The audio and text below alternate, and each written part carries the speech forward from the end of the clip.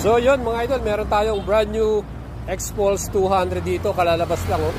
Siya yung kauna-unahang owner dito po sa Pangasinan. Ang pogi nito oh, ayan oh.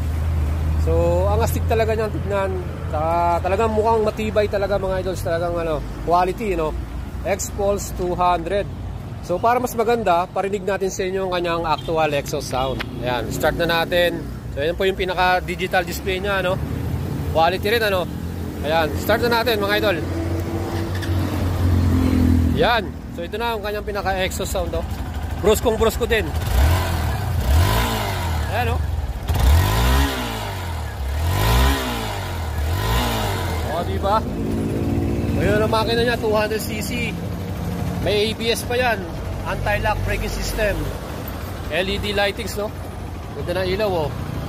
With LED lights. Ayan, napaka-solid ano.